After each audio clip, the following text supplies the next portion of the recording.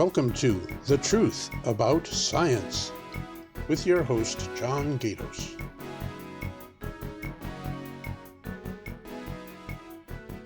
Hi, and welcome to The Truth About Science.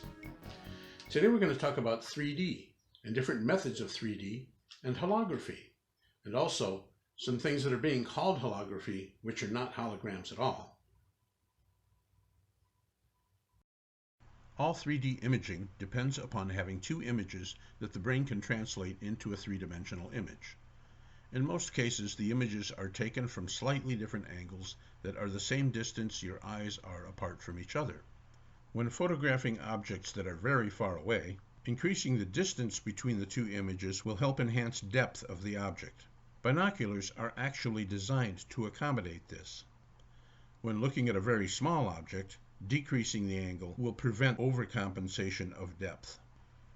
The earliest methods used a handheld viewer with a card that had both images printed side by side.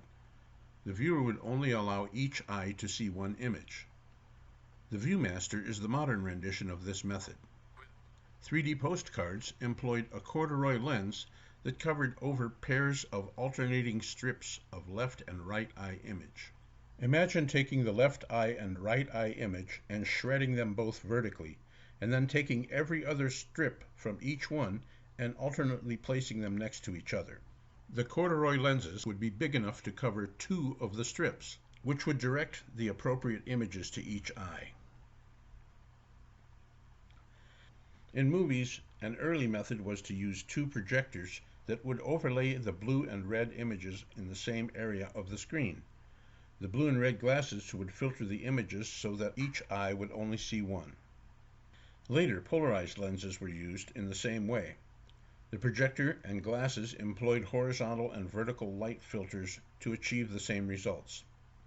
The latest method involves a rapid showing of left and then right image synchronized with glasses that would turn on and off LCD filters so that one eye at a time would be viewing the screen. It actually works quite well. Another method that anyone can use is called cross-eye 3D. This involves placing the left eye image on the right and the right eye image on the left, and then crossing your eyes until the two images lay over each other. Here are a few examples. Concentrate on the dot for this first image. When you get the dots to line up, the rest of the image should clarify. It takes a little practice, but once you get used to it, it's very easy to do. This method works remarkably well.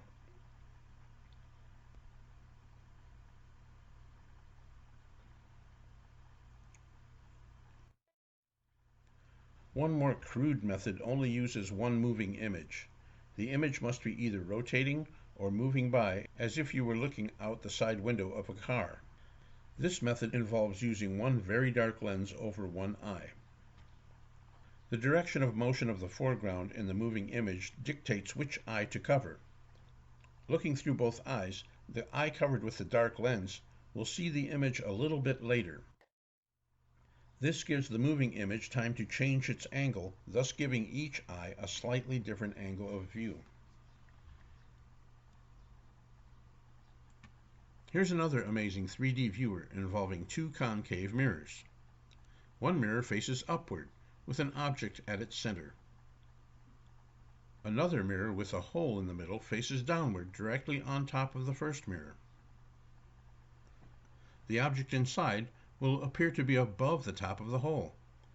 The object is first reflected into the top mirror and then down into the bottom mirror, where the image finally comes through the hole at the top. Being that you are seeing two views, one with each eye, the image looks completely solid in 3D. Holography is another method of 3D imaging. Unfortunately, it has been confused with a method of reflection from the 16th century called Pepper's ghost. Holography is a method of recording light coming from an object at more than just two angles. This allows the hologram to be tilted so that you can see the object from above, below, left, right, and all angles in between. Producing a hologram uses laser light. Laser means light amplification by the stimulation of emitted radiation. Laser light is one of pure wavelength rather than many wavelengths like white light is.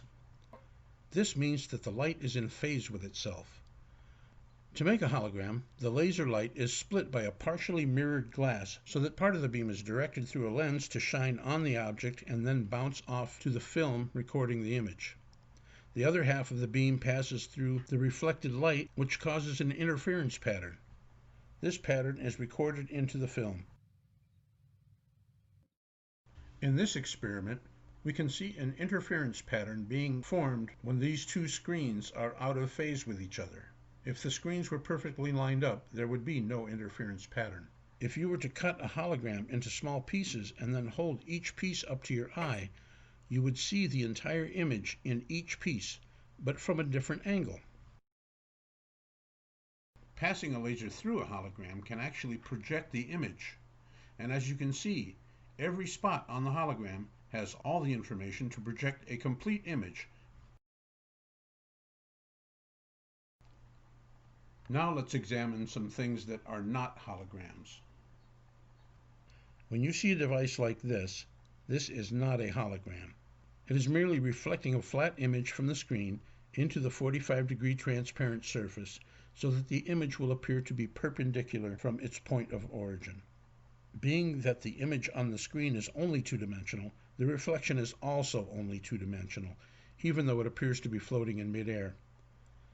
This method is used on stage to honor musicians who have passed away or to join musicians across country onto one stage. These images are also two-dimensional.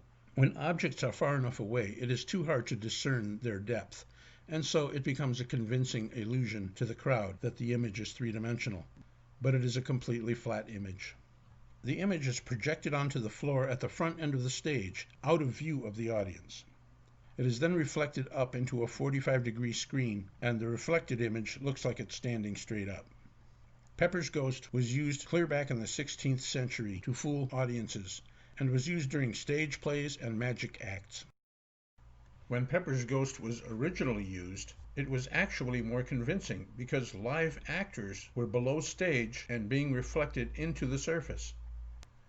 And these images were three-dimensional. So you see that some of the devices and the things that they're presenting as holograms are not even related to holography, and they're not even three-dimensional. And that's why it's good to examine things more closely and do some research so you can find out the truth about science.